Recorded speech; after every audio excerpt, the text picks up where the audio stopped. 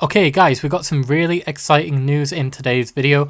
A couple of weeks ago it was announced that The Phantom Menace will be re-releasing in the cinema in May to celebrate 25 years of the film. Now, I know this film isn't exactly the most popular in the Star Wars community, but it certainly made an impact back in 1999 when it released, so we're gonna get into it today and see if the film really is as bad as what everyone makes it out to be. But before we get into the video today guys, don't forget to subscribe to the channel and hit that notification bell so you don't miss any future uploads from me. So guys, let's get into it. The 1st of November 1994 marks the day that George Lucas sat down and started to write the story for the prequel films. And I think it's fair to say that George was carrying a lot of weight and expectation on his shoulders, as the original trilogy was seen as some of the best movies to ever be made. So I think it is completely fair for George to have an absolute mountain of stress and expectation on his shoulders to try and put the pieces together for what led up to the original trilogy.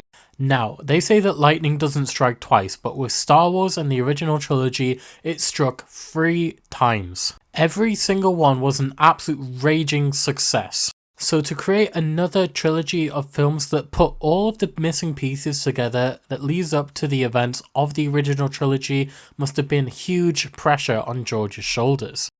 Making The Phantom Menace must have been a huge task for George, especially when it came to the casting, as he had to find younger versions of certain characters like the Emperor, Darth Vader, and Obi-Wan Kenobi. With Obi-Wan Kenobi, someone had to fit into the character that was created by Sir Alec Guinness. And where Darth Vader is concerned, someone had to find a younger version of him, a sweet innocent child who would turn into the very monster that we knew Darth Vader to be. Now, we got Ewan McGregor as Obi-Wan Kenobi, Jake Lloyd as Anakin Skywalker, and Natalie Portman as Padme.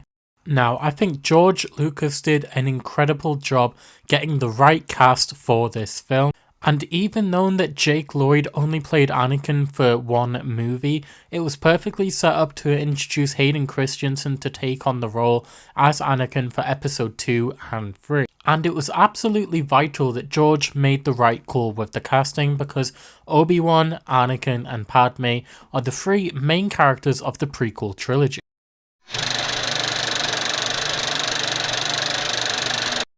Lightsabers, yep, the Star Wars Phantom Menace trailer is here.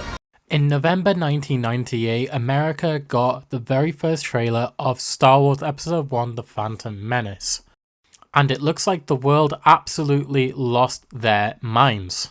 And while I was doing research for this video, I found multiple clips of fans that were waiting outside the theatres for this film to release, sometimes for days, and the excitement is absolutely through the roof. Come take a look at this. This is a huge deal for me. I was sick from school today. And I want to be the guy coming out of the theater going, it was great! You know, that's who I want to be. I thought there was going to be people here already, and it turned out there wasn't being. I was like, wow, I'm the first one.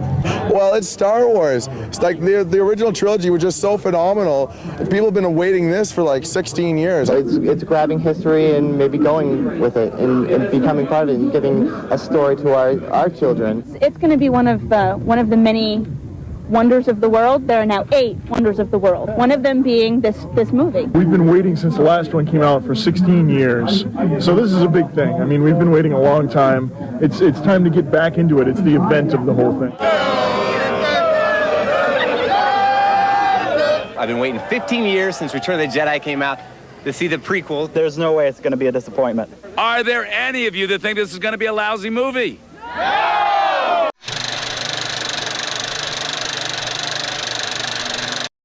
On the 19th of May 1999, The Phantom Menace hit the cinemas in the US for the first time. And the response from America was absolutely unprecedented, as people queued up in the millions across the country. Some people waited days, even weeks, just to be there for opening night. Take a look at this reaction from the fans and see what it means to them as Star Wars fans to get a Star Wars film for the very first time since 1983. I haven't felt this since 1977.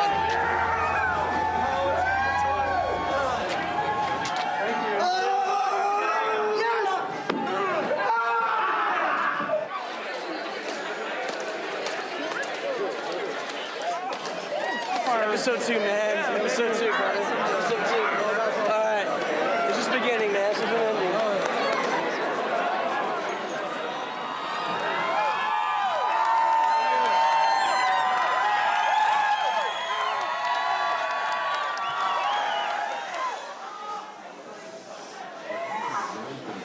This is fucking awesome.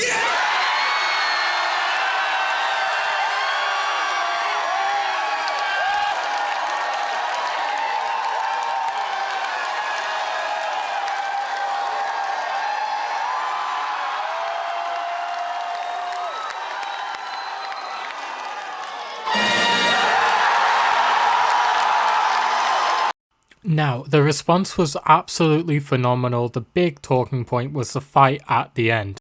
It was a huge step forward compared to the original trilogy lightsaber duels, and the fight was just so good, and even today is seen as one of the best in the entire franchise. Now, for me, it's definitely in my top 3 favourite lightsaber duels of the entire franchise. Next to that is Anakin vs. Obi-Wan in episode 3. And Luke versus Vader in episode 6. I think it's an incredibly emotional duel, but these are my top 3 favourites. Now, I think it's fair to say that The Phantom Menace was a raging success. In the opening weekend, it grossed over $64 million in the US. And the amount of money that stores made across the US and Europe was absolutely phenomenal based on the merchandise that was being sold for the movie. But the film was quite divided by fans. Some people said it was absolutely amazing, whereas other people said they wanted a public apology. Here's what I found on Wikipedia talking about the film on its opening release. And it says, upon its release, The Phantom Menace received mixed reviews from critics. While the visual effects were praised, the exposition and characters, particularly Jar Jar Binks, received criticism. The movie was a box office success, broke numerous box office records during its debut. It grossed more than $924.3 million worldwide in its initial theatrical run, becoming the highest grossing film of 1999, the second highest grossing film worldwide in North America behind Titanic. While doing research for this video, I was able to find the fans' response to the movie back in 1999. And here's what I found on comicbook.com. The fans were saying there's no way this is going to be a bad movie. They loved the special effects and thought George Lucas did a really good job. One fan even said it was amazing, it was everything I thought it was going to be and more. But then, despite all of the positive things, there is the other side of the coin where a lot of fans were not happy with this movie. Here's what they had to say.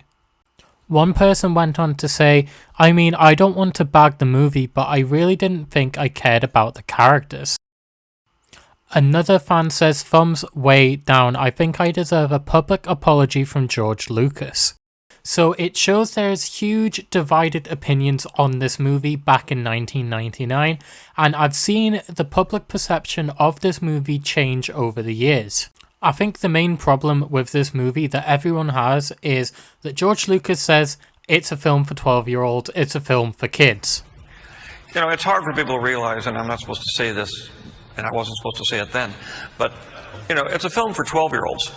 Now, one of the biggest issues for me is the amount of politics in this film. As a kid watching this, it was so confusing, I didn't understand any of it.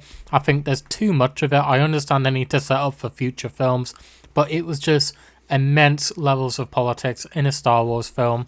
It should have been a lot more relaxed than this and got to the point a lot easier. Another issue for me was the overall plot of the film. Even to this day, I don't really know what the actual plot of the film was. I think probably the most popular criticism for this movie is Jar Jar. Now, I know he's quite a fun character, I know he was made for kids, but a lot of people really didn't like the character and just saw it as a really stupid idea. But one thing that a lot of people actually forget for this movie is that the majority of the time the main characters actually need Jar Jar around to progress with the story. The next sort of criticism for the film is something I personally really did not like about the original theatrical cut of the film, which was Yoda. Puppet Yoda was horrible and absolutely disgusting, and I am so glad that they actually changed it to CGI and made Yoda so much better. Another thing I hated was how underused Darth Maul was. He was easily one of the best characters of the film and he barely said a word. And then at the end of the film, they just kill him off like that. Like it's absolutely nothing. He was built up to be such an important, really cool, badass character and they kill him off like it's nothing. But they made the right decision to bring him back in Clone Wars and Rebels and made him into one of the most important and amazing characters in the history of Star Wars.